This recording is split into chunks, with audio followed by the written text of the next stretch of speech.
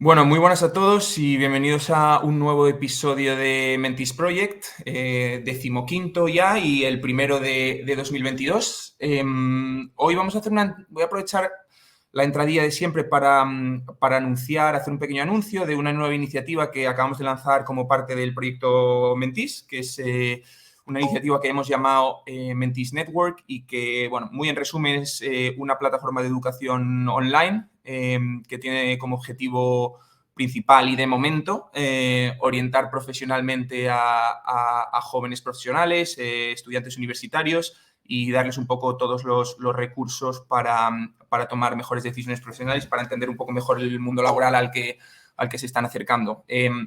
La plataforma es gratuita y, bueno, toda la información la tenéis en mi Twitter, que, bueno, si me buscáis y ponéis Edurriera seguramente me encontráis y básicamente ahora justo está abierto el periodo de solicitud para nuevos miembros, se acaba en 10 días, o sea que si os interesa el tema, ahí tenéis toda la información y tenéis la oportunidad de solicitar vuestro acceso. Entonces, hecha la promo, pasamos ya a presentar al invitado de hoy. Hoy tenemos a François Derbez, que es uno de los emprendedores y inversores Angel Investors más importantes de España. Repasando antes el currículum de François, yo creo que al final su currículum es la definición de libro, de enciclopedia de serial entrepreneur, ¿no? Él fundó a principios de los 2000 la compañía Top Rural, que acabó vendiendo en 2012 y fue el CEO durante 12 años. Fue cofundador también de Rentalia, que la acabó vendiendo también en 2022, aunque hoy creo que estuvo menos metido en la gestión, pero bueno, ahora se lo preguntaremos. Y en 2014 cofundó también Aplázame, otra compañía que se acabó vendiendo a WeThink, al banco online, y de 2014 pues está ocupado sobre todo en Indexa Capital, que de nuevo también cofundó en 2014 y bueno, 2014-2015 y donde ahora mismo es el CEO, que Index es una fintech de inversión automatizada que, si no me equivoco, tiene ya como un billón y medio de activos bajo gestión. Entonces, hoy el capítulo de hoy lo vamos a estructurar de manera un poco distinta porque un poco François ha hablado bastante sobre su carrera y sobre su experiencia en todas estas empresas que os he comentado en un podcast que grabó hace poco, un podcast que se llama Hablando con Líderes, de la startup Novicap, y ahí cuento un poco su historia y yo creo que ahí tenéis pues mucha información sobre la trayectoria de François. Entonces hoy vamos a ir un poco más a cuchillo, por así decirlo, a preguntarle sus opiniones sobre el mundo del emprendimiento y el mundo de la... Y ya doy paso a François al episodio de hoy. François, ¿qué tal? ¿Cómo estás? Hola Edu, muchísimas gracias por la invitación. Nada, muchas gracias a ti y bueno, gracias también, y aprovecho para decirlo, a la persona que nos ha puesto en contacto, a Pablo Carcelén. Pablo es bueno, un chaval, un estudiante de la Universidad Complutense que estuvo en la primera edición de Mentis Mentorship Program, que es un poco la edición anterior de esta nueva iniciativa que acabo de explicar en la entrada, y que fue uno de nuestros alumnos más brillantes y que estuvo con vosotros de prácticas en Index durante 4 o 5 años durante la carrera. O sea que, antes de nada, darle las gracias a Pablo por el contacto y a ti de nuevo por la disponibilidad. Entonces, siempre para empezar hago una pregunta un poco como para romper el hielo y una pregunta un poco general. Y la tuya creo que sé la respuesta porque te he escuchado en otras ocasiones, pero quería hacértela para la gente que te esté escuchando por primera vez, y es si estoy entrevistando a un emprendedor o a un angel investor. Bueno, yo empecé como emprendedor, es mi primera vocación, digamos. Luego me pasé a inversor, Business Angel, durante unos años y he vuelto a emprendedor. Ahora soy más emprendedor que Business Angel. He hecho los dos, ¿no? Del lado emprendedor, del lado inversor, y me gusta más el hacer que el invertir en proyectos de otros. Pero aún así sigo invirtiendo un poco como Business Angel, mucho menos que antes. Antes llegué a hacer 5, 6, 7 inversiones al año, lo cual era demasiado. No era razonable hacer tantas porque al final me pongo en demasiadas. Y ahora pues sigo haciendo más o menos una inversión al año en un proyecto en fase inicial y muchas inversiones al año en proyectos en fase mucho más tarde vía Be-Water Funds, que es otra empresa de la que soy cofundador. Ujú, ujú.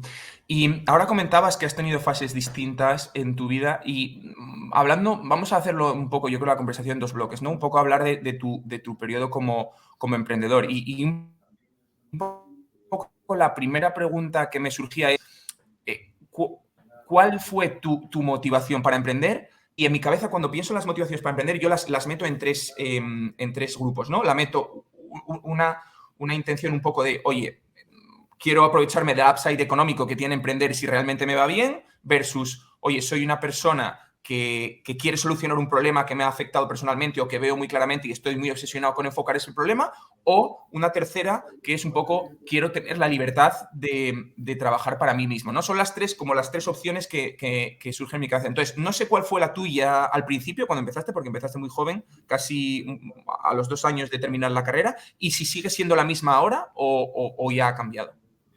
Sí, lo mío empieza por la libertad y por la búsqueda de libertad, digamos, y empieza muy joven, yo creo que con 16 años más o menos, en parte por la experiencia de mi padre, que es ingeniero y que trabajó en grandes empresas, pues al ver las frustraciones que puede tener un empleado en una multinacional, pensé, bueno, pues que yo iba a preferir ser mi propio jefe, ¿no? ¿Cómo ser mi propio jefe? Pues montando mi propio negocio.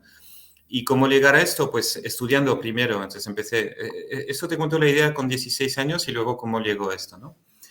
Entonces, de acabar la escuela secundaria, pensé que tenía que estudiar algo que me ayudara a ser emprendedor luego y me metí en administración de empresa, bueno, se llama ingeniero de gestión en Bélgica, pero es una carrera a medio camino entre ingeniería y administración de empresa.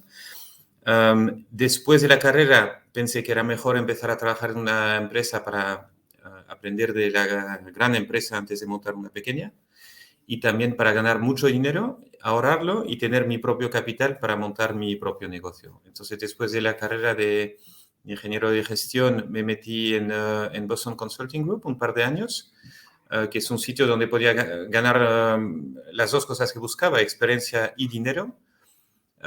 Mucha experiencia, muy buena experiencia y mucho dinero también, porque es un sueldo, es un trabajo muy, muy bien pagado para un recién licenciado. Y mi plan era estar ahí 2 años, promocionar y salir, ¿no? Y eso que hice, pues 2 años, promocionar, salir y montar mi propio negocio. Entonces, la motivación inicial empieza por la libertad. Luego, a la hora de emprender, mi segunda motivación era el impacto, la capacidad de tener más impacto en la sociedad, en mi alrededor, en el mundo, como emprendedor que como empleado. Pero esta parte yo creo que es muy discutible. La parte de libertad es clarísimo, tienes más libertad emprendiendo que siendo empleado, aunque no es una libertad total. Al final, tener una empresa, pues te das cuenta que aunque no tengas jefe, pues acabas dependiendo de otras cosas, de los clientes, de los empleados, de los socios. La parte de impacto, pues yo creo que hay gente que tiene mucho impacto en grandes empresas y gente que tiene mucho impacto emprendiendo. Hay de los dos, ¿no? Ahí no está muy claro. Y luego te diría que en lo económico no tengo claro que emprender sea una decisión racional, porque en lo económico lo racional es probablemente en cuanto a A valor rentabilidad esperado. versus riesgo, ¿sí? Sí. O sea, emprender es un potencial de rentabilidad muchísimo más alto porque tu upside y el mejor caso pues tiene un retorno muy alto. También tiene una probabilidad de fracaso altísima, pon que sea un 20% de éxito o un 80% de fracaso.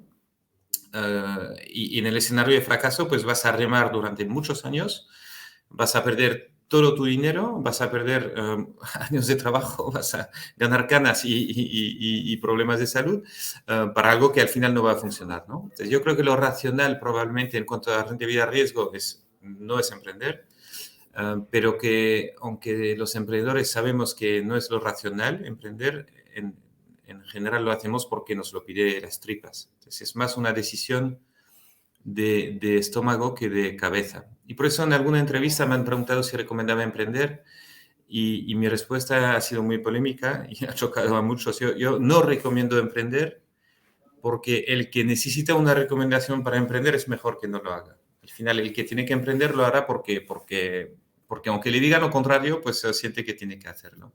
Eso fue un poco mi caso. Con 2 años de experiencia en Boston Consulting Group en Bruselas, pues la gente me decía, mira, estás ganando un buen sueldo, tienes una buena experiencia, una buena carrera, y te vas a meter en un sector de turismo rural en España que no conoces, donde no tienes experiencia ni en turismo, ni en Internet, ni en España,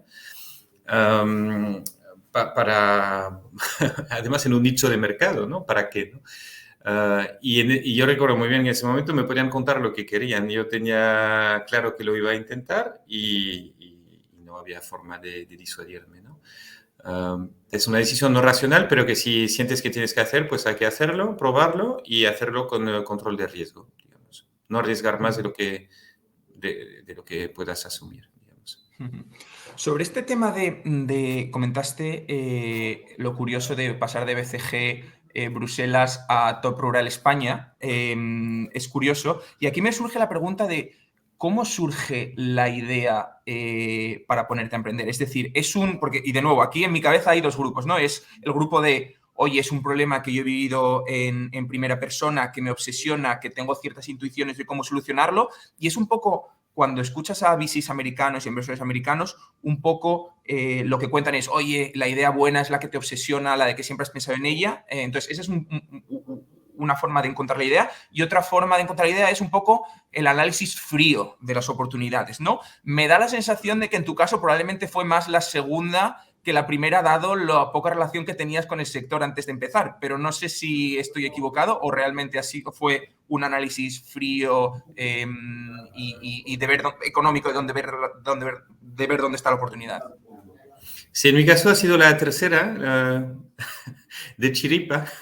Hay una tercera, vale. Sí, pero recomiendo la segunda. Entonces, lo que te dicen los VCs que comentas de buscar un proyecto que te emocione y te obsesione, yo no creo que sea verdad. Y os diría incluso más, ojo con escuchar a los VCs porque no tienen el mismo interés que tú como emprendedor. Lo que quiere el VC son proyectos muy intensivos en capital y va a estar en muchos proyectos. Y tú como emprendedor vas a estar solo en uno y entonces tu perfil de riesgo es distinto. Paradójicamente, el venture capital busca más riesgo que lo que debería buscar el emprendedor. Entonces, la idea de Top Rural viene de chiripa porque desde Boston Consulting Group me iban a fichar para montar una empresa de reservas de hoteles en España.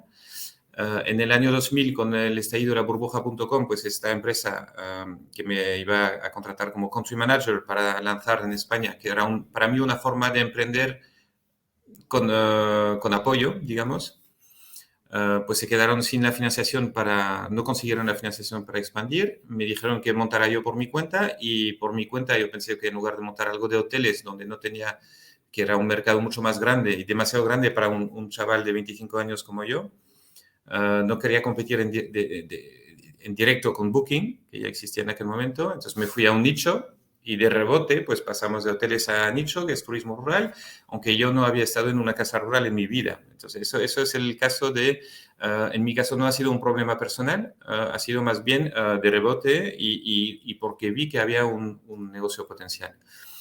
Al que está en esta situación ahora, el que está pensando dónde emprender, yo le recomendaría no ir por la experiencia personal.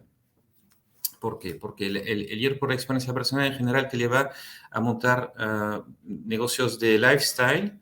Por ejemplo, a la gente que le gusta el vino, pues acaba montando un negocio de vino. A la gente que le gusta el arte, monta algo de arte, ¿no? Al que está de Erasmus, pues acaba montando un algo para Erasmus. Pero no necesariamente son negocios donde hay mucho negocio.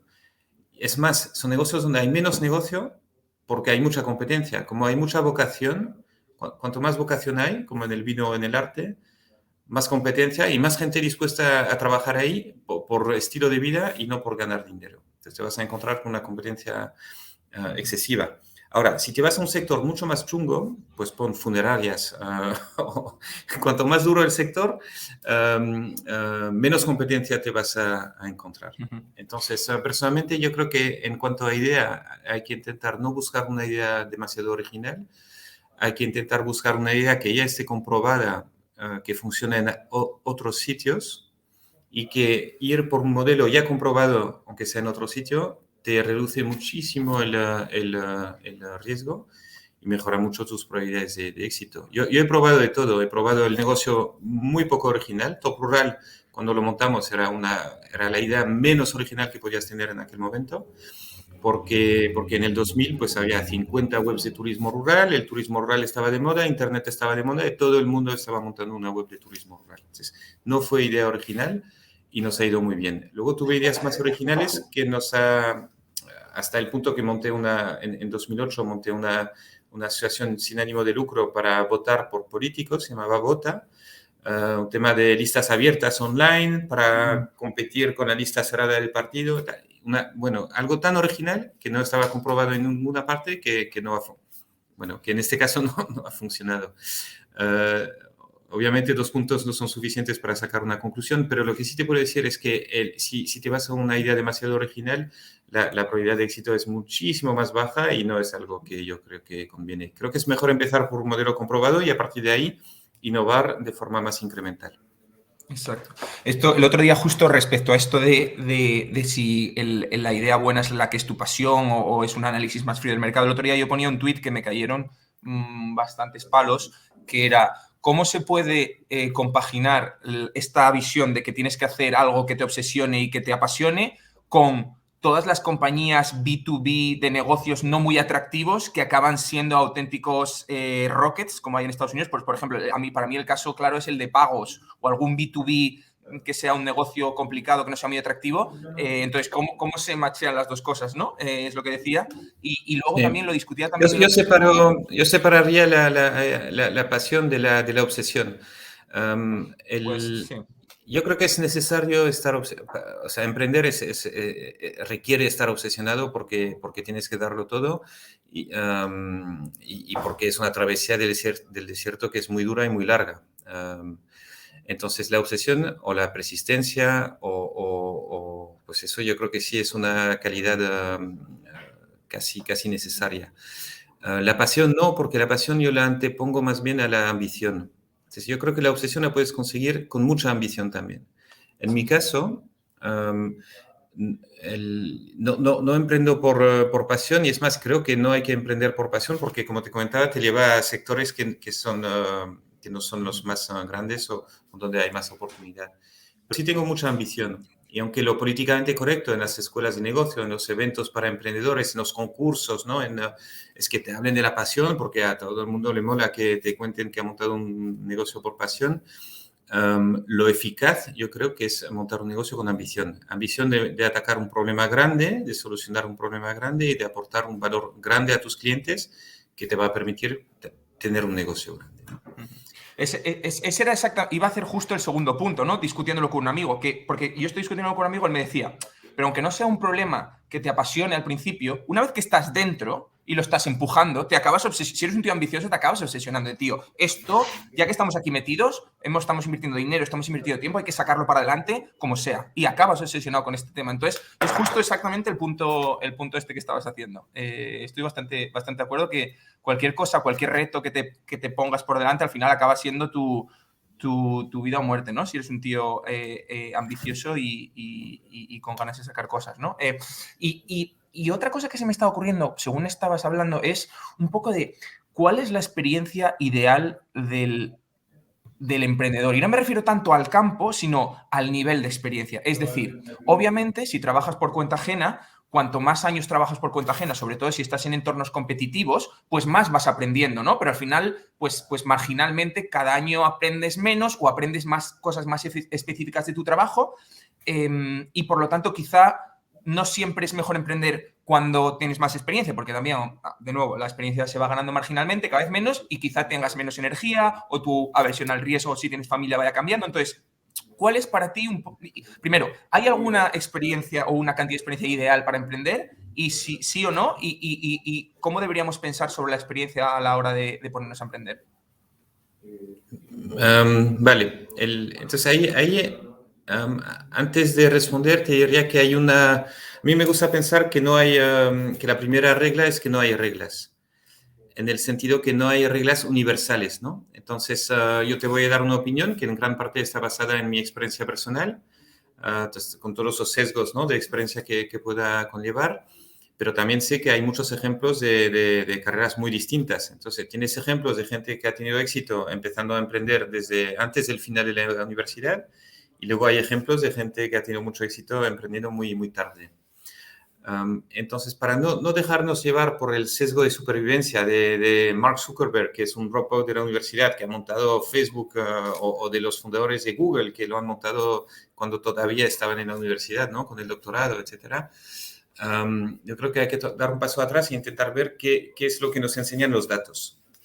Y lo que te enseñan los datos es que el emprendedor de más éxito a menudo es uno que ha empezado a emprender muy joven desde la universidad. Pues pone Microsoft, Facebook,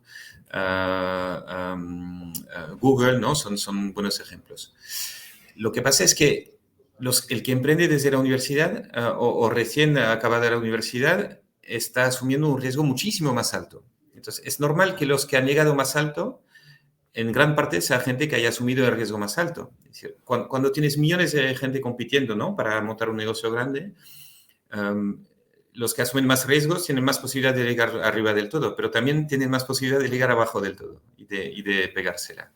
Entonces, emprender más joven con menos experiencia tiene más riesgo y menos probabilidad de éxito. Eso es así, pero un upside quizá más alto. Lo que te dicen los datos también es que con la edad la probabilidad de éxito aumenta. Es decir, el emprendedor de 40 años tiene más probabilidad de éxito que un emprendedor de 30. Y el de 50 años tiene más probabilidad de éxito que uno de 40. Y eso es poco conocido porque lo que ves en la prensa en general son historias de éxito del chaval que ha montado el negocio, porque este es la historia que mola, ¿no? Lo que no se ve es la historia del chaval que ha fracasado su negocio. Y lo que ves menos también es la cantidad de gente de 30, 40, 50, 60 años que ha montado un negocio que ha ido muy bien, ¿no? Entonces, los datos ahí lo que dicen es que cuanto más experiencia, mejor. No significa que tienes que esperar mucho para montar tu negocio, porque efectivamente pues hay momentos vitales. Y de nuevo, yo creo que es más una cuestión de estómago que de cabeza. Pero lo que sí eso tiene que animar a la gente es que no pasa nada no es tarde nunca es tarde para emprender, digamos. Y que es más, con más experiencia y más capital ahorrado también tienes más posibilidad de éxito. Exacto, exacto. Sí, Mi caso personal ahora, porque siempre nos guiamos un poco más con el caso personal, pues a mí me ha gustado cómo me ha ido. Es decir, universidad, gran empresa, buen sueldo, buena experiencia y luego emprender lo mío. Pero vamos, no hay un camino único. Perfectamente puedes emprender sin tener formación o sin estudiar en la universidad y perfectamente puedes emprender también una vez que te han despedido del banco y te has cogido la prejubilación y ya decides montar tu negocio. Sí, sí. Esto que comentas del sesgo que tenemos de ver los grandes casos de éxito, hay muchos gráficos circulando por ahí que, de nuevo, cuando ves los años que tenía por ejemplo, si coges los unicorns que hay ahora en el mundo y te coges los años de los fundadores cuando empezaron, pues ves que la campana está en torno a los 30, 40, incluso 50. O sea que Sí, pero eso es los que mirando los los datos lo que dicen. unicorns. No hay que mirar los unicorns porque son No pocos. solo. Sí, sí. Me imagino, Claro, exacto, o sea, que la campana será todavía más sesgada hacia los 30, 40, 50 en negocios más pequeños, porque los únicos ya mira entran dentro de esta, ¿no?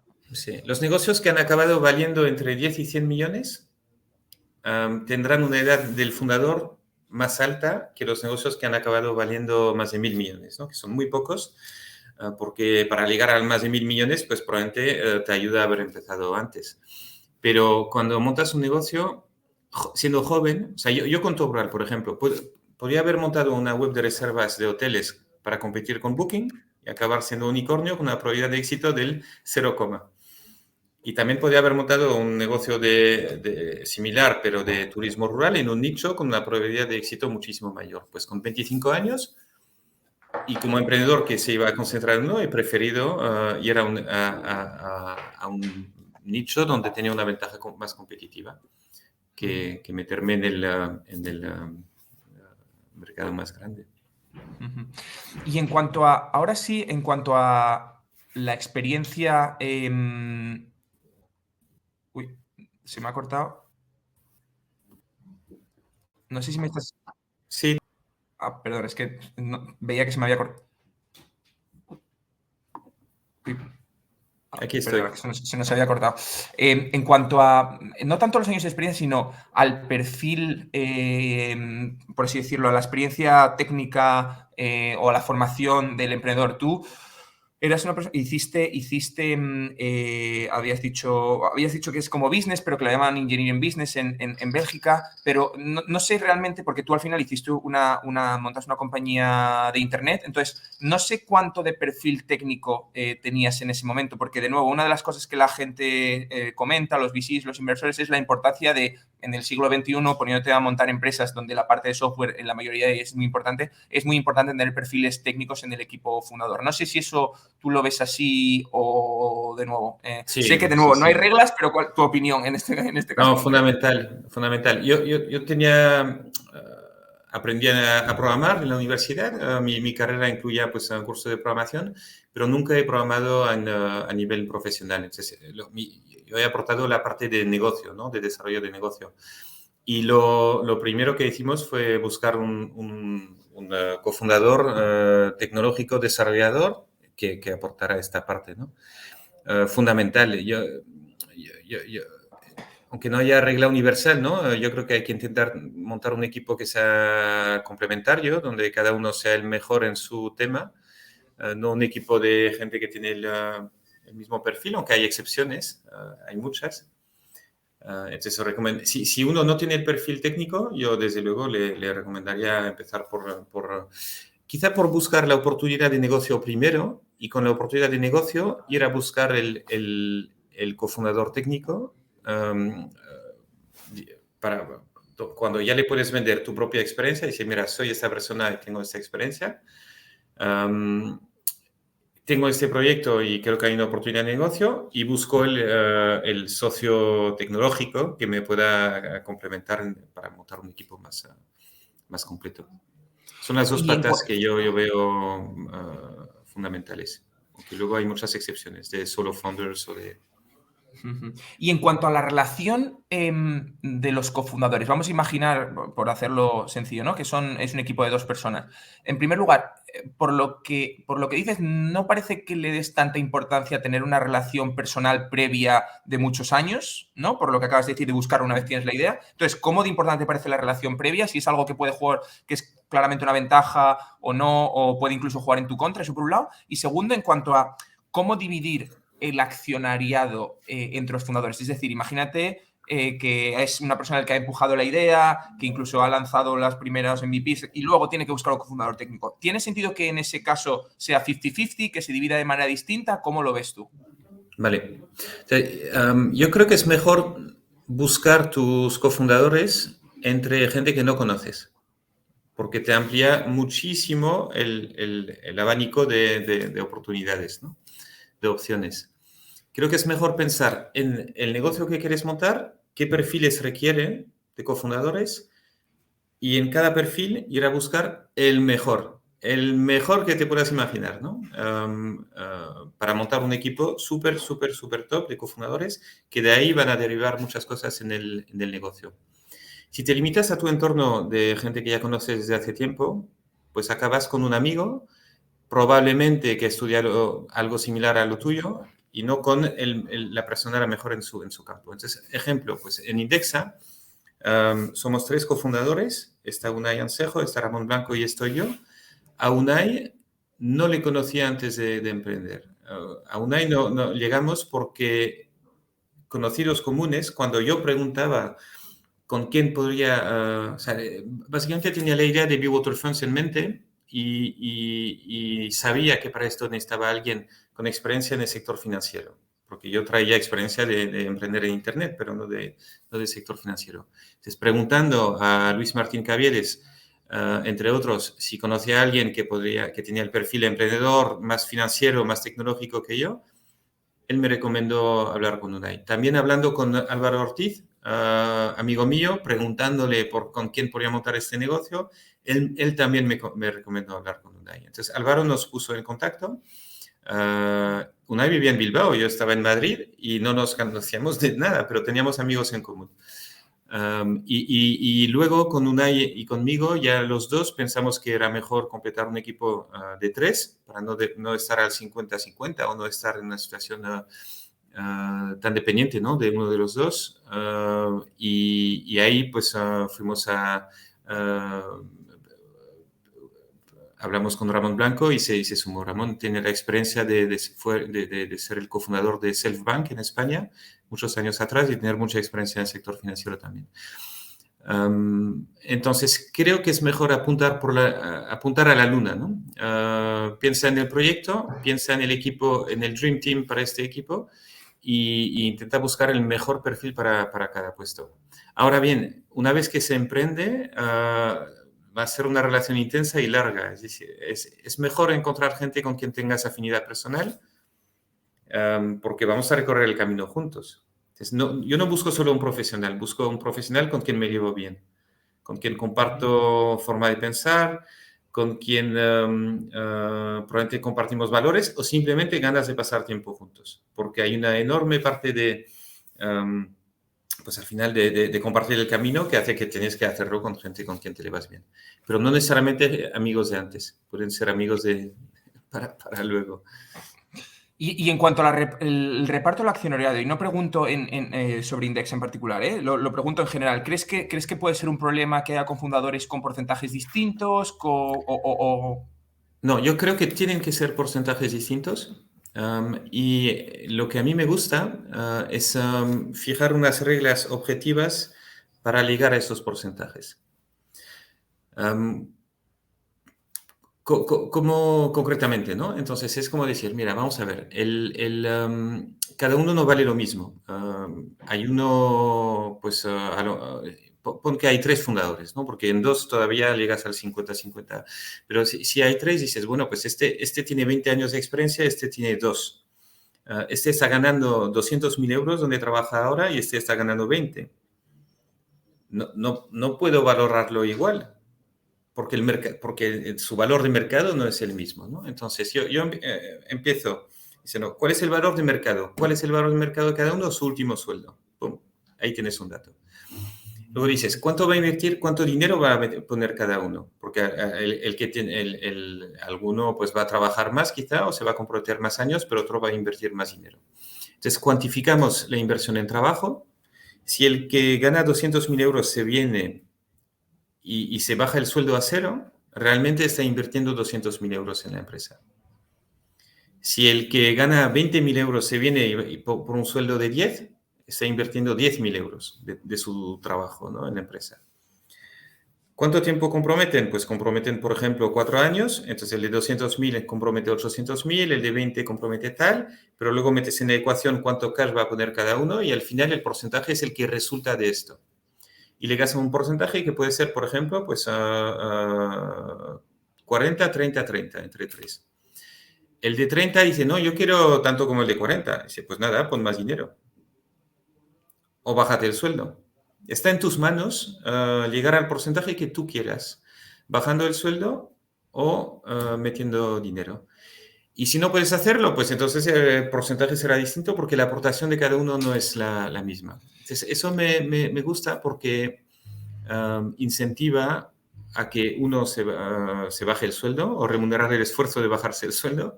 Incentiva también a que uno aporte dinero en la empresa. Y al final es una autonegociación más fácil porque negocias contigo mismo sobre cuánto estás dispuesto a comprometer en el proyecto. No es una negociación de uno que le quita porcentaje a otro, es una negociación conmigo mismo donde decido comprometerme a más o a menos. ¿Y eso solo en cuanto a derechos económicos o también en cuanto a derechos políticos? Lo mismo, no suelo... O sea, yo soy capitalista, me gusta el modelo de propiedad de las acciones y me gusta que el voto de cada uno pues, sea en proporción con las acciones que tiene. Si uno quiere más poder de voto, pues que compre más acciones, ¿no? De alguna forma. O si uno vende acciones, que asuma que esto le resta un poco la parte política. Entonces, nunca he buscado tener derechos políticos por encima de mi participación en la empresa. Tampoco nunca he tenido mayoría de la empresa. Es decir, ni en Toporal no tenía mayoría absoluta. Asumo que somos un equipo de cofundadores, que hay socios inversores, que cada uno tiene un número de participaciones que es resultante de su inversión en tiempo o en dinero y que el poder político en la empresa pues depende del conjunto del 100% de los accionistas. Ujú. Muy bien, entendido. Es curioso porque muchas de las opiniones que estás dando, yo creo que no sé si hay un consenso muy claro, ¿no?, en el mundo venture capital y en el mundo emprendimiento, pero si lo hay, muchas de estas yo creo que son contrarias, porque el tema de los cofundadores con la misma stake es algo que había escuchado bastantes veces y algunas de las otras cosas que has comentado antes, o sea que me parece interesante.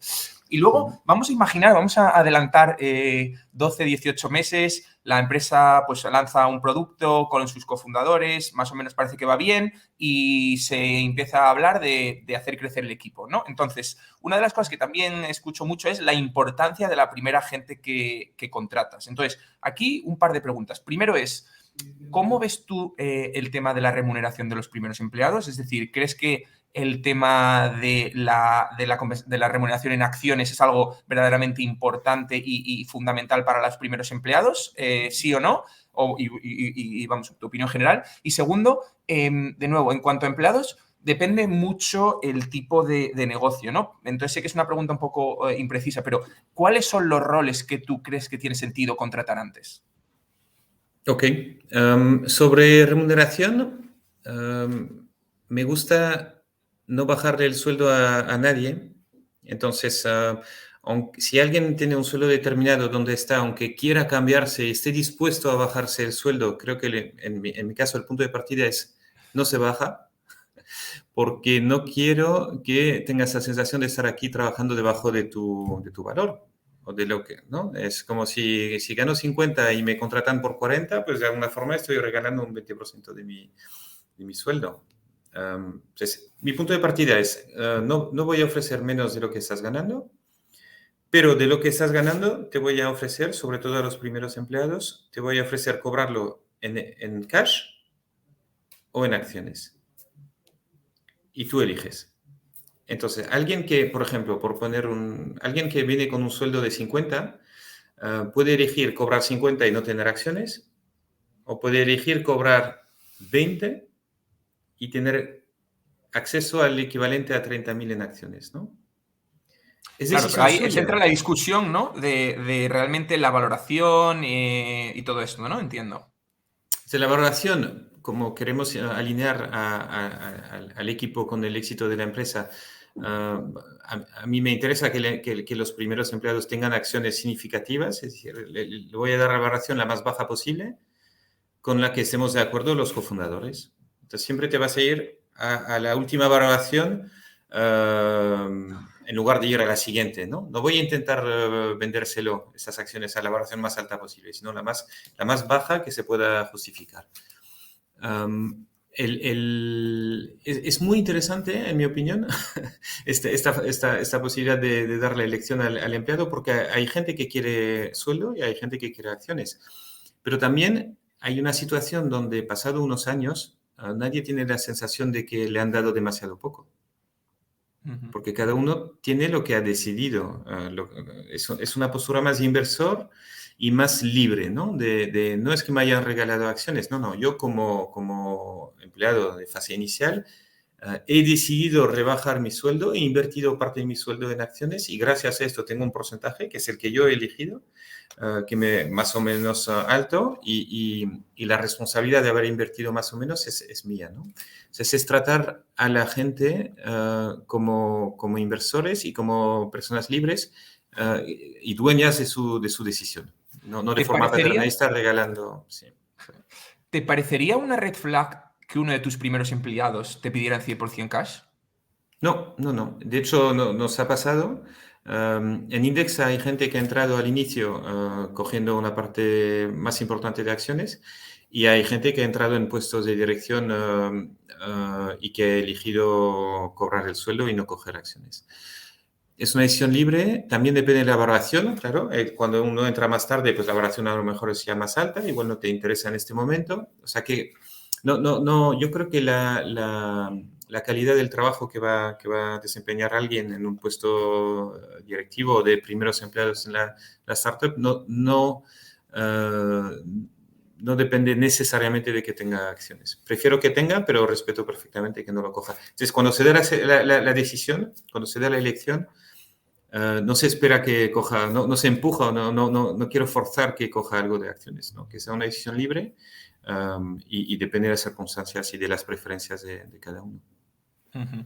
Y en cuanto a los roles, y de nuevo, sé que es una pregunta muy general, pero no sé si tienes algunas líneas maestras de, oye, empresas que asesoras o las que estás en el borde, oye, pues de nuevo, es una red flag que alguien de marketing esté entre los primeros 5 porque no se debería centrar en el marketing tan pronto, o lo más importante es tener un equipo tech muy potente y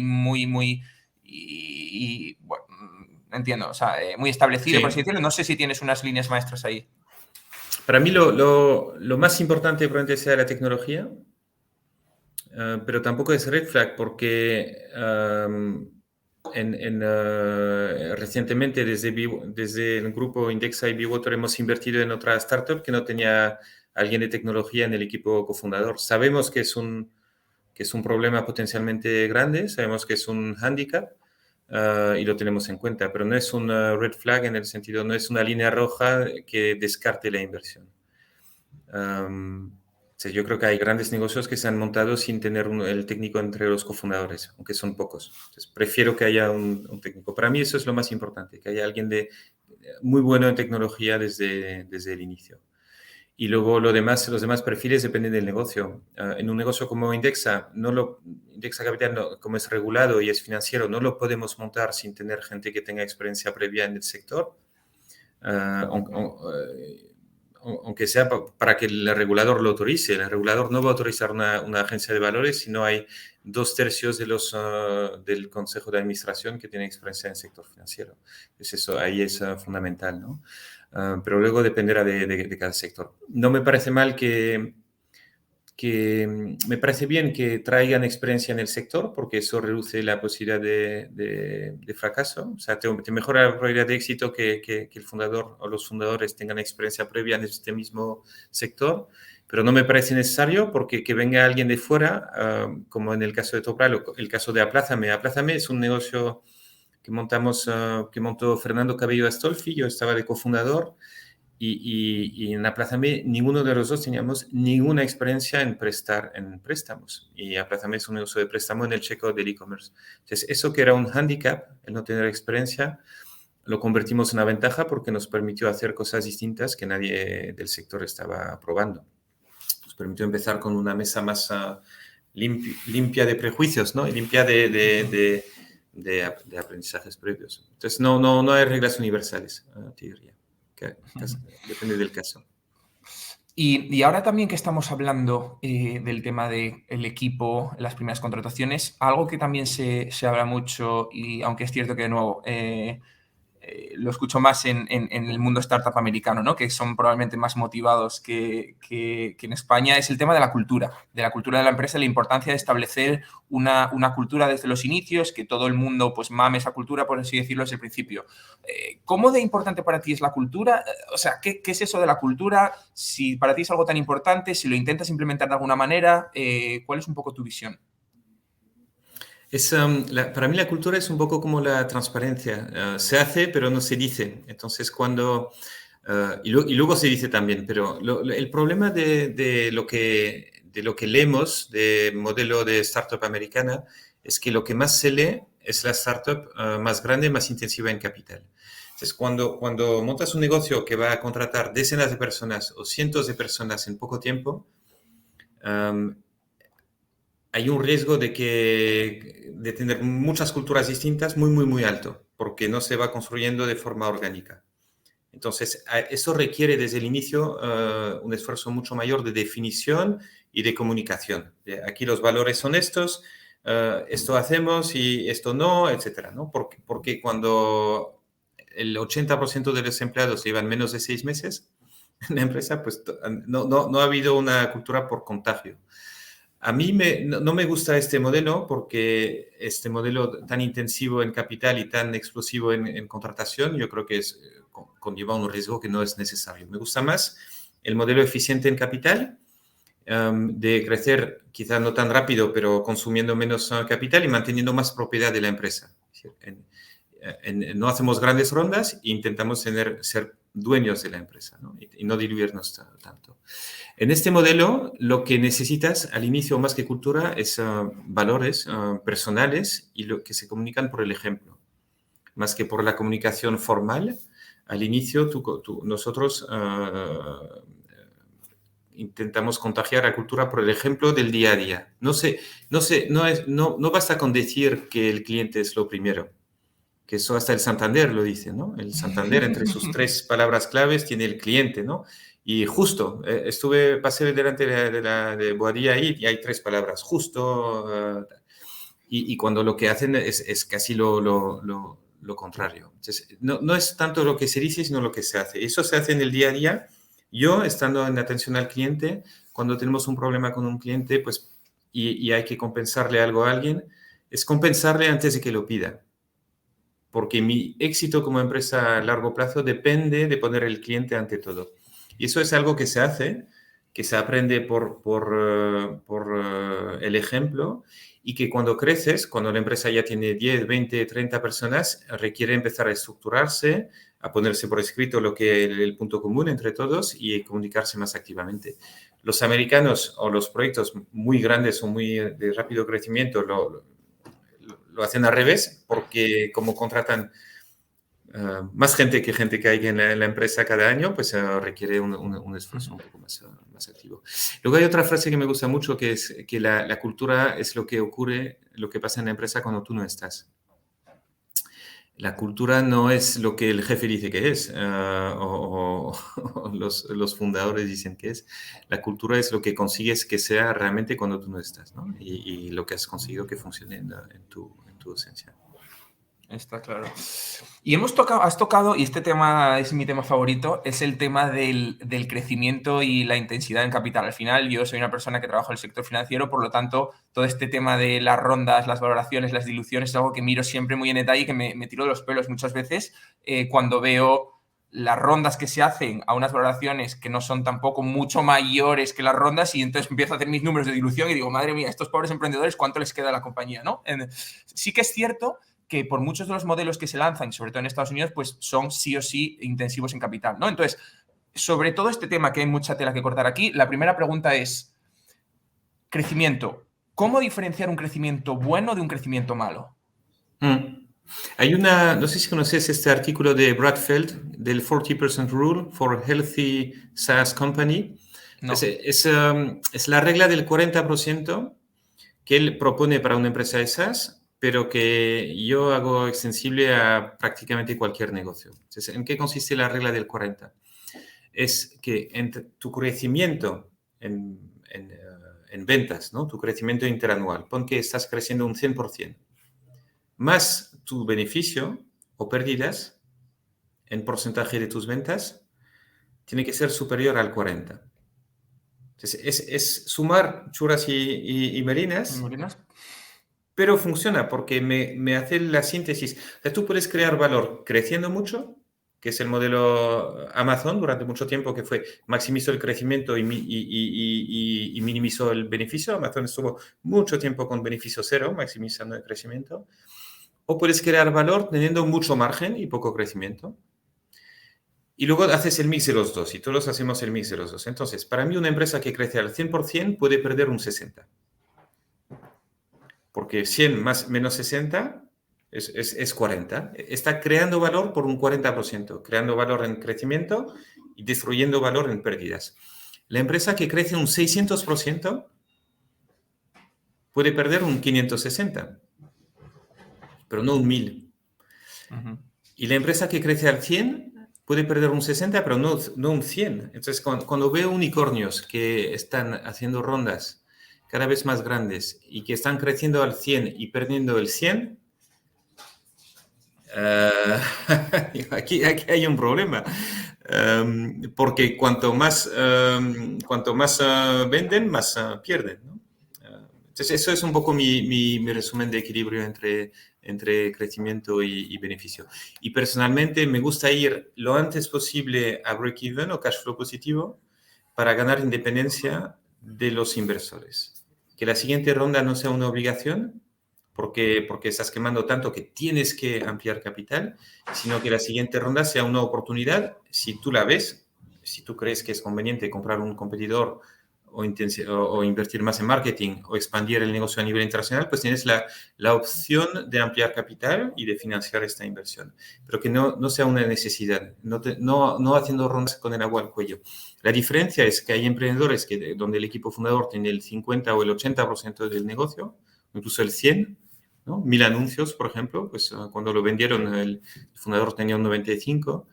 Y luego tienes negocios que son mucho más grandes y que se venden mucho más caro, pero donde los emprendedores a veces tienen menos del 10%. De hecho, en los negocios más intensivos en capital, no es raro que todo el equipo fundador en su conjunto tenga menos del 10%. Pues son dos carreras distintas. No digo que un modelo sea mejor que el otro, pero hay uno que yo claramente prefiero. Y una pregunta, ¿y tú crees que este diferencia, porque de nuevo, esto del crecimiento por el crecimiento, las diluciones enormes, la intensidad en capital, es algo como que se ha puesto, yo creo, muy de moda en los últimos años? Entonces la pregunta ¿es un tema que ha cambiado un poco la filosofía del mundo VC o es que los negocios que se lanzan ahora necesariamente consumen más capital? Vale, dos cosas. No, se ha puesto de moda porque, bueno, yo creo que no se ha puesto de moda, pero que parece que se ha puesto de moda porque la prensa habla de rondas. Como las startups en general no comunican datos de facturación, de beneficio, pues lo único que sale es hemos levantado 10 millones, o hemos levantado 100 millones, ¿no? O estos han levantado 500 millones. Entonces parece que por lo que lees o lo que ves en redes sociales, en prensa, en medios, parece que las startups de más éxito son las que han hecho rondas más grandes. De hecho, no es raro ver rankings de empresas de éxito, 10 startups a mirar, tal. Pues, ¿cómo lo hacen? Ronda más grande. Ronda más grande cuando realmente, pues, la ronda para mí no es señal de éxito, es señal de, joder, no has conseguido montar un Es negocio una rentable. vanity metric, ¿no? Es como las llaman, vanity metric. Es No vanity sé si es metric una... Sí. y puede ser una métrica negativa. Porque el mejor negocio no está haciendo rondas. Ahora, ¿por qué los VCs fomentan las rondas grandes? Entonces, la gente cree que el negocio del venture capital es de invertir para ganar dinero con su inversión. Eso pensamos, ¿no? En general. Bueno, sí, sí, eso es La lo que pensaría realidad, yo. la realidad es que el negocio del venture capital no está en ganar dinero con la inversión. La realidad es que su negocio está en ganar dinero gestionando un fondo más grande. El venture capital, en la inmensa mayoría del venture capital, no llega a cobrar el carried interest. El carried interest es la comisión de éxito. Entonces, la realidad es que pues, se cuentan sobre los dedos de la mano los que cobran el carried interest y la mayoría lo que cobran es la comisión de management, que es la comisión que cobran sobre el volumen comprometido. Entonces, el modelo de éxito en venture capital es monto un fondo que pinta que va bien. Rápidamente, lo invierto lo más rápido posible. Que pinte que vaya bien. Monto el segundo fondo más grande. Que pinte que vaya bien. ¿Cómo hago que pinte que vaya bien? Haciendo rondas más grandes para que parezca que hay éxito. Monto un tercero fondo más grande. Porque cuanto más grande, al final un venture capital invierte 1 millón y al año cobra 23.000 sobre este millón invertido. Su negocio es un negocio tú lo ves como un inversor, pero en realidad es alguien cuyo negocio va a volumen. Esto es el equivalente a lo que pasa en los mercados públicos y que es contra lo que vosotros lucháis en Indexa, que son con los asset gatherers, es decir, fondos activos que van de que va a tener el índice cuando la realidad es lo que quieren hacer un tamaño de assets under management muy grandes, porque incluso los inversores... Es que ¿sabes en qué se ve muy bien esto? Por ejemplo, en las compañías de private equity que salen a cotizan a múltiplo, no a múltiplo, a porcentaje sobre assets under management. Y es que es muy curioso porque tú miras compañías, por ejemplo, como Apollo, que Apollo tiene fondos de senior lending, que son fondos que hacen el 5%, y fondos distress que hacen el 25%, y un inversor no se pone a mirar cuál es el carry que van a generar en uno y en otro, sino que dicen X% de assets under management, tira para adelante y ya está. Yo creo que es el equivalente. Totalmente. Piensa que el partner de un fondo de venture capital o el fondo de venture capital típico, los gestores, los GPs, tienen el 1% del fondo. El 1%, un fondo de 50 millones han puesto 500.000 euros, ¿no? O 1 millón, pon que es un 2. Pero cobran un 2,3 de media. Es decir, en un año o en 6 meses han recuperado su inversión. No están ahí para multiplicar por 10 su inversión de 500.000 euros. Van a cobrar muchísimo más con comisión de mantenimiento, comisión de gestión, el 2%, el 2,3, el 2,5, ¿no? Sobre lo comprometido, que por éxito. Entonces, necesitan un éxito, necesitan invertir bien para poder montar fondos más grandes. Necesitan que haya una perspectiva, una expectativa de que la inversión va a ir bien para poder montar un fondo más grande, pero la realidad es que en el día a día la mayoría de ellos ganan por gestionar un fondo más grande. Entonces, es un incentivo donde el incentivo de Venture Capital está en desplegar cuanto más dinero mejor, porque ahí está su negocio principal. Entonces, en el día a día, pues al emprendedor que tiene un interés en principio más de diluirse poco para mantener una mayor propiedad de su negocio, o simplemente invertir lo racional para su negocio, al lado suyo tiene Venture Capital que le va a empujar a invertir más porque ellos tienen el interés de invertir más, ¿no? Y no están alineados contigo, porque tú como emprendedor vas a ganar por la revalorización de tus participaciones. Ellos puede que ganen por la revalorización, puede que sí, pero ante todo van a ganar por haber metido más dinero. ¿Y qué opinas de también algo que yo he escuchado alguna vez, que al final levantar rondas muy grandes es también una especie de war chest que le dice a la competencia, oye, si vienes a competir aquí, que sepas que acabo de levantar 300 millones y te voy a echar de aquí en cuanto intentes entrar? Sí, pero es pan para hoy, hambre para mañana. El que cuando un competidor, yo estoy muy acostumbrado a competir con gente que ha levantado muchísimo más dinero en el negocio de Indexa Capital. El homólogo alemán, que es Scalable, pues han invertido en total 150 millones. Nutmeg, el inglés, pues más de 120. El italiano, más de 110. Y en Indexa hemos invertido 3,5. Una orden de magnitud o casi dos distintos, ¿no? Lo que pasa es que, claro, tener mucho más dinero les da mucho más potencia de fuego a corto plazo, pero les coloca en una situación de pérdidas insostenibles que hace que tienen que hacer más rondas, y eso es agotador, o tienen que venderse. Entonces pierden su independencia y cada uno de ellos pues ya tiene varios bancos o varias gestoras en su accionariado que les hace perder independencia y entonces perder valor para el cliente. Indexa hemos seguido un modelo más eficiente en capital, más orientado al cliente y creo que a largo plazo vamos a ser los únicos independientes y líderes en Europa, a pesar de haber consumido, de estar consumiendo 10 o 100 veces menos capital que ellos. De hecho, Indexa Capital es el único gestor automatizado rentable en un sector donde todos están en el modelo rondero. Entonces, a corto plazo, pues eso les da una ventaja de marketing y de expansión. A largo plazo nos hace mucho más sostenibles y fiables para los clientes. Y sobre este tema de los incentivos de los inversores que acabamos de comentar, ¿qué lecciones puede sacar un emprendedor a la hora de elegir quién está en su estructura de capital? O no sé cómo lo llamáis exactamente, en VC lo llamáis de otra manera, ¿no? Vamos, la base de inversores, pero ¿cómo? Imagínate que que eres un emprendedor que ha montado un primer MVP o como sea que parece que va bien y que tiene mucho interés de inversores. Si puedes elegir, ¿cómo eliges a los inversores que invierten en tu compañía? Si puedo elegir, doy preferencia a gente que tiene skin in the game, que se está jugando su pellejo o que está jugando su propio dinero. Entonces, prefiero un fondo donde los gestores tienen un 30% del fondo que un fondo donde tienen el 1%. O prefiero un family office que gestiona el dinero de dinero propio, o un business angel que está invirtiendo su dinero propio, porque los inversores que se juegan su propio dinero van a estar más alineados conmigo como emprendedor. Y el inversor que se juega poco dinero suyo y mucho OPM, el OPM es el Other People Money. Other People Money.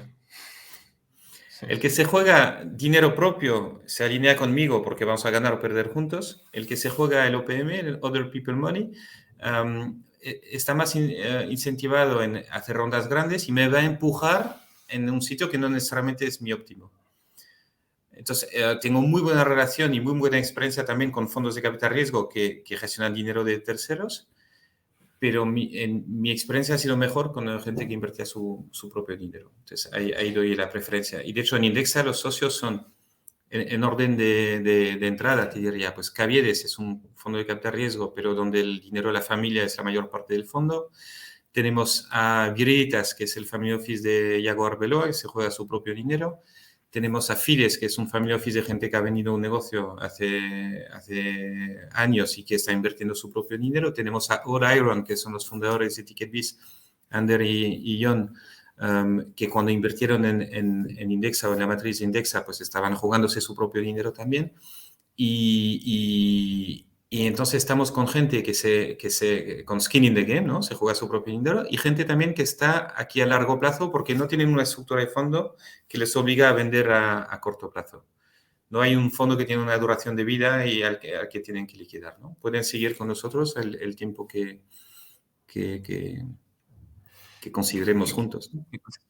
Y la experiencia previa en el sector, es decir, por ejemplo, si tú quieres montar una empresa de educación, ¿crees que es atractivo que te entre dinero de inversores que ya hayan invertido antes en el sector de educación? Por todo el tema de pues, que te den acceso a un network, que lessons learned de otras compañías. También puedo ver la otra parte, ¿no? De que puede haber cierto conflicto de interés si es que son compañías en un sector que podrían competir entre sí. Pero, ¿cómo lo ves tú, la experiencia en el sector? Sí, yo creo que la experiencia es muy valiosa, aunque los fondos Bueno, ahí hay dos tipos de fondos. Están los que te van a decir que aportan dinero y punto, que no esperes nada de ellos. Es el modelo Tiger o el modelo... es lo que anuncia también Caviedes. Yo creo que la realidad es que incluso los que dicen que no van a aportar, en el fondo aportan mucho más. Y que sí que es muy interesante tener fondos inversores que tienen experiencia en el sector y que te van a ayudar, no metiéndose en tu negocio, no controlando, sino abriendo oportunidades. Eso es muy valioso. Conflicto de interés, si están en otra competencia. A mí me gusta que estén en más empresas de mi competencia, porque hay un conflicto de interés, pero también vamos a aprender. Pero me gusta más si tienen más invertido conmigo que en el otro. Quiero que el conflicto de interés se resuelva a nuestro favor, ¿no? Entonces, si un fondo tiene una participación de decenas de millones en un competidor nuestro en otros países europeos y muy poquita con Indexa, pues esto no me va a gustar, porque sé que su interés está mucho más del lado del otro. Pero si es al revés, por ejemplo, si Cavieres, que tiene un 20% de Indexa, quisiera invertir en un competidor, pues encantado. Si, mientras sea una inversión pequeña, pues encantados. Ya nos beneficiará, ¿no? Entendido. Y vamos a ir cerrando ya. Me quedan 3 o 4 preguntas porque nos estamos alargando más de lo que habíamos dicho, aunque ya era esperado. Pero una frase que escuché, yo creo que a Sam Altman, la persona que está ahora llevando Y Combinator, aunque creo que ya no está de CEO, pero bueno, que estuvo hasta hace poco, decía una frase que me llamó mucho la atención. Dice, startups es el único negocio donde no hace falta saber de startups para ser bueno. Es decir, un fundador... puede ser un fundador magnífico porque tiene una idea de producto y un nivel de ejecución bestial, pero no tiene por qué saber de rondas, de términos de product market fit y de estas cosas que se hablan, ¿no? Entonces, aunque eso es cierto, ¿cuáles son las 2 o 3 cosas que debe saber sobre la industria del emprendimiento y del VC y de la inversión ángel un emprendedor para no darse contra la pared de manera innecesaria? Estoy de acuerdo con Sam Altman, pero puedes empezar sin experiencia o sin saber, pero luego tienes que aprender. Y yo creo que si hubiera una cosa más importante que las demás que yo quisiera destacar, ¿no? O que me quiero aplicar a mí mismo, es que la prioridad son los clientes y el aportar valor a los clientes. Y parece obvio, pero no lo es tanto, en el sentido que estamos en una industria donde hay mucha inversión, mucho ruido alrededor de la inversión y cierta perversión del modelo donde uno acaba pensando que el negocio o el éxito puede estar en hacer rondas más grandes, contratar más gente, tener un negocio más grande. El éxito no, para mí no está ahí. El éxito está en conseguir crear valor para el cliente, porque eso es lo que es sostenible a largo plazo y es lo que va a hacer que tu negocio sea más valioso a largo plazo. Entonces, para mí es, uno, el cliente, mantener el foco, mantener la brújula, ¿no? Y que en cualquier decisión de negocio del día a día tu compás sea si es bueno para el cliente o no. Y si no es bueno, pues no se tiene que hacer. Y el segundo es el largo plazo, que no, es duro. Emprender es duro a corto plazo, hay una travesía del desierto muy larga, pero es una carrera de fondo. Y no hay que dejar o sea, que la creación de valor pasa por apuntar a largo plazo, no por montar algo a corto plazo y dar el pase a otro. Uh-huh. Esto que comentas de las rondas, de que la ronda no puede ser un objetivo en sí mismo, yo estoy bastante, bueno, obviamente es obvio, ¿no? Desde el punto de vista casi financiero, y yo siempre he pensado, digo, si yo levantara una ronda, más que celebrarlo, lo que pensaría es, joder, ahora sí que tengo una responsabilidad porque me han dado el firepower para poner en práctica mi idea, ahora sí que no puedo fallar, ahora sí que no hay excusa. Sería casi más una responsabilidad que una cosa que celebrar, ¿no? Pero bueno, entiendo que también es una alegría que te hagan, que te soportan la idea y todo este tipo de cosas, ¿no? Yo estoy totalmente de acuerdo contigo. No se celebran las rondas. Yo nunca le doy la enhorabuena a alguien por una ronda. Ahora es como, oye, ahora tengo un tiro, no puedo fallarlo ahora que lo tengo, ¿sabes? No, y la ronda puede ser un problema. Puede ser, obviamente es una oportunidad porque tú has querido ampliar capital y tienes más capacidad de inversión, pero también puede ser un problema porque a lo mejor pues lo vas a gastar y no necesariamente en cosas que hacían falta. Entonces, la ronda casi necesariamente te conlleva un nivel de gasto mucho más alto que no necesariamente es el bueno. Entonces, a mí me gusta dar la enhorabuena cuando alguien sí consigue hacer crecer el negocio por los clientes, por llegar a rentabilidad, y ronda pues está bien, pero la ronda es un medio, no debería ser, entonces como es un medio, pues es como si sí, fine, tienes más medios pero lo importante es lo que viene después, como comentas tú, es cómo se va a usar ese dinero, ¿no? Uh-huh.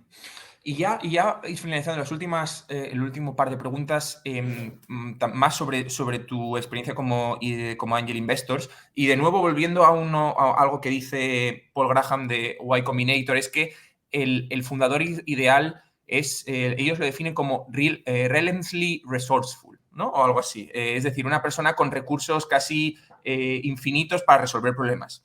En tu experiencia, de los emprendedores en los que has invertido y que de verdad has dicho, me ha llamado la atención, y donde el emprendedor en sí fue una parte importante para tomar la decisión, ¿qué es lo que has visto que de verdad te haya impactado y te haya ayudado a tomar la decisión en ese emprendedor concreto o en ese equipo emprendedor? Lo que he visto es que es muy difícil saber de antemano qué equipo, qué proyecto va a funcionar. O sea, la inversión en startups tiene tanto riesgo que en algún caso he podido dejar pasar algo que ha ido fantásticamente bien, y en otros casos invertí un poco así sin mucha convicción y ha acabado siendo un proyecto enorme, ¿no? Es muy difícil saberlo de antemano. Y más aún la parte del emprendedor, porque el emprendedor al final lo que ves es lo que te vende al inicio. Si no le conoces, Luis Martín Cabez dice siempre, todos tienen un brillo en los ojos, pero tú no puedes invertir por el brillo en los ojos.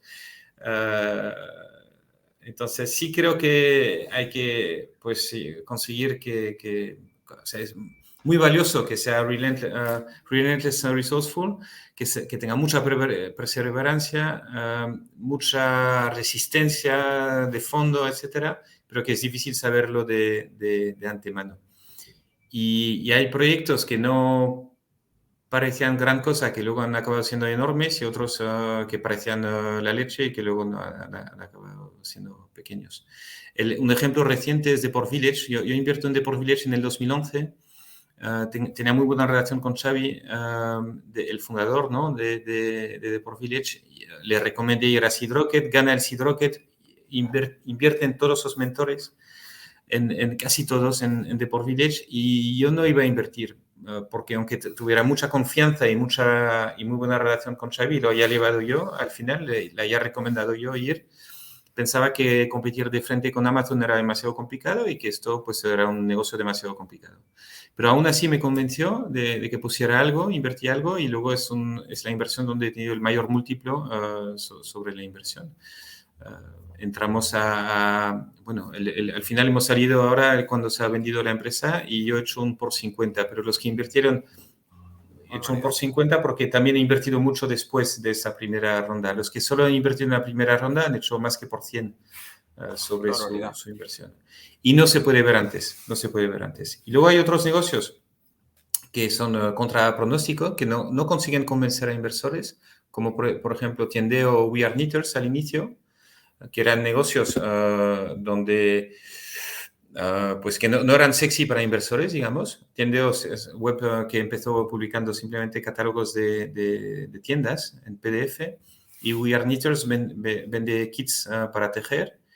Y no eran inversiones obvias y no son inversiones que habían convencido Venture Capital, sino más bien, bueno, Tiendeo había convencido a Caviedes y We Are Knitters convenció a Yago, Caviedes y a mí. Pero que han resultado ser grandísimos negocios, tanto para los emprendedores como para los inversores.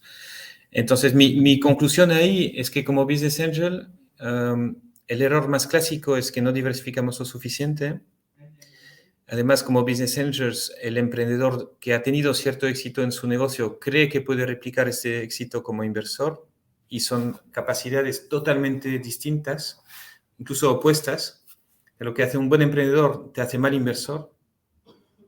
La perseverancia y el foco como emprendedor son criterios de fracaso como inversor, porque el inversor, en lugar de foco, tiene que tener diversificación, y en lugar de perseverancia tiene que saber no seguir invirtiendo en lo que va mal. Entonces, el error clásico ahí de Business Angels o de emprendedor que ha tenido cierto éxito con su negocio y empezar a invertir en el negocio de otro es que tendemos a invertir demasiado en demasiados pocos proyectos. Si vas a invertir como Business Angel, lo racional es forzarte a invertir poco y en al menos 10 proyectos, pero poco a poco, no todos los 10 el primer año, sino, pues, por ejemplo, 1 al año durante 10 años o 2 al año durante 10 años. Pero no 10 en los 2 primeros años y luego ninguno durante el resto, porque ya has invertido demasiado. ¿Y tú, el cálculo que haces como Business Angel, cuál es? Es decir, yo me puedo imaginar una operación de tú dices, oye, esto es un negocio muy arriesgado, pero si sale es un 50 times, por ejemplo, o por el mercado en el que está, no va a ser una compañía gigantesca, pero creo que tiene buena o más posibilidades de que salga. Entonces, al final haces un valor esperado. ¿Tú lo piensas así, en plan, probabilidad de que salga por múltiplo, o lo piensas de otra manera? Lo pienso de muchas maneras, y una de ellas es buscar un por 10, no un por 50. Si alguien hace una ronda, por ejemplo, a valoración 2 millones, no necesito pensar que lo vamos a poder vender por 100, que sería el por 50. Si alguien hace una ronda a 2 millones de valoración, con que pienso que es razonable pensar que si va bien, pues se pueda vender por 20, me parece bien. Luego, apunto un por 10 porque el por 10 es lo que necesitamos para cubrir el riesgo y las pérdidas en todos los que van a ir mal, ¿no? Luego mi experiencia, pues he hecho 45 inversiones. Mi experiencia es que el tiempo hacia el éxito es muy largo, de media, te diría que 10 años. Entonces es algo a largo plazo, hay que no invertir en muchas empresas en poco tiempo, sino invertir en pocas a lo largo de 10 años para cubrir un ciclo. Y mis mayores éxitos, te comentaba, pues, aplázame un éxito muy rápido en 3 años porque era un negocio demasiado intensivo en capital, no supimos, no conseguimos tanto capital como para seguir de forma independiente. Entonces, tuvimos que venderlo a un banco, pero muy buen éxito en muy poco tiempo, y luego de por Village un múltiplo altísimo en 10 años, ¿no? Mis éxitos como emprendedor pues fueron Top Rural 12 años, Rentalia 9 años, y Indexa ahora, pues espero estar mucho más de 10 años, porque lo que veo también es que en lugar de vender, la mayor parte de la creación de valor realmente se hace en los últimos años. Es más fácil pasar de que un negocio que vale 100 millones pase a valer 200 que pasar de 0 a 100. Entonces, cuando llevas ya 10 años y el negocio funciona y va creciendo, cada año que pasa es probable que, o incluso cada 2 años que pasa, es probable que crees tanto valor como en todos los años hasta entonces. Y ahí hay un modelo que a mí me parece fantástico, que es el de Jesús Encinar, César Oteiza y Fernando Encinar en Idealista, donde llevan 21 años y creo que cada año que pasa siguen creando más valor que en los varios años anteriores, ¿sabes? Entonces, la primera empresa que montamos como emprendedores jóvenes en general, la montamos pensando la voy a vender en un plazo previsible, porque no, cuando monto Top Rural con 25 años no pienso que voy a estar 40 años trabajando con Top Rural, te lo monto pensando en venderlo. Cuando montas el negocio con 40 o 50, pues igual apuntas y dices, no, pues eso lo llevo a largo plazo. No, perfectamente puedo estar 20 años con esto y gestionando luego una transición para que esto... Pero no hay necesidad de vender, ¿no? Y la creación de valor va a ser probablemente mucho mayor en los siguientes años. O sea, como te comentaba, más fácil de pasar de 100 a 200 que de 0 a 100. Y por último, cuando te llegan oportunidades como Business Angel, ¿cuánta importancia le das a la industria y cuáles son y si es que le das, cuáles son las industrias que crees que están más sujetas a disrupción por parte de startups? Sí, entonces como estoy en el día a día de Indexa y también ayudando en Be Water Funds, que al final es el mismo grupo de empresas, intento reducir mucho el tiempo que dedico a la actividad de invertir en startups como Business Angel. Y para reducirlo, la forma más práctica que he encontrado es limitarme a niveles sectores, justamente. Para no ver, cuando solo hacía inversión en startups hace unos años, pues podía llegar a ver pasar 300, 400 proyectos al año. Ahora, para ver muchos menos, porque no tengo tiempo de ver más, me he limitado a finanzas y seguros.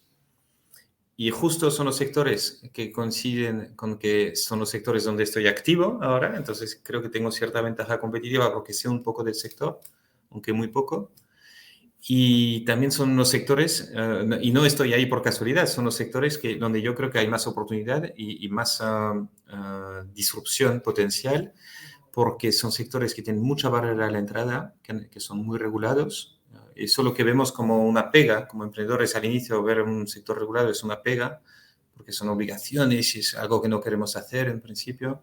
Luego, cuando estás del otro lado, te das cuenta que es una oportunidad, porque hay muy poca competencia y estamos compitiendo con empresas que llevan decenas y no cientos de años, que tienen estructuras de costes muy altas y que tienen mucha dificultad para moverse y orientarse de verdad al cliente, ¿no? Entonces yo creo que hay una oportunidad en el sector seguro y financiero de ofrecer algo tecnológico orientado al cliente con costes bajos y es lo que estamos haciendo básicamente con Indexa, con Bewater y es lo que es donde he hecho las últimas inversiones también.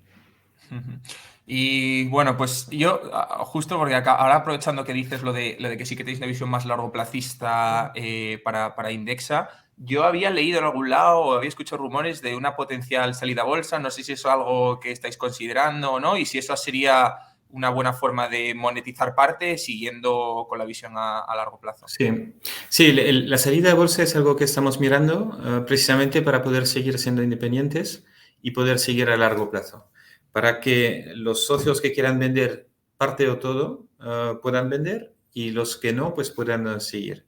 Pero que no haya presión por hacer un éxito total, una venta total de la empresa, porque en el caso de Indexa yo creo que una venta total lo que haría es destruir valor, porque al final en nuestro sector quien compra pues son bancos o grandes gestoras que precisamente traen consigo pues sus conflictos de interés, ¿no? En lugar de gestionar en el interés del cliente como hace Indexa, pues empezarán a colocar sus fondos y sus cosas. Entonces la bolsa para Indexa es la alternativa que probablemente nos permita seguir siendo más independientes más a largo plazo.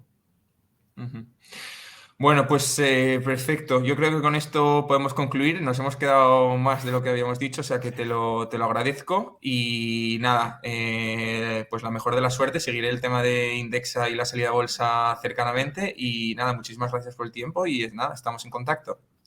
Fenomenal, Edu. Bueno, la salida a bolsa es el plan, pero no está cercana. Es algo que estamos Bueno. mirando a 2 o 3 años sin prisa. Sí, es a dónde vamos. Y vamos, un placer hablar contigo. Muchísimas gracias. Encantado de que haya durado más de lo que teníamos previsto y vamos, nos vamos viendo.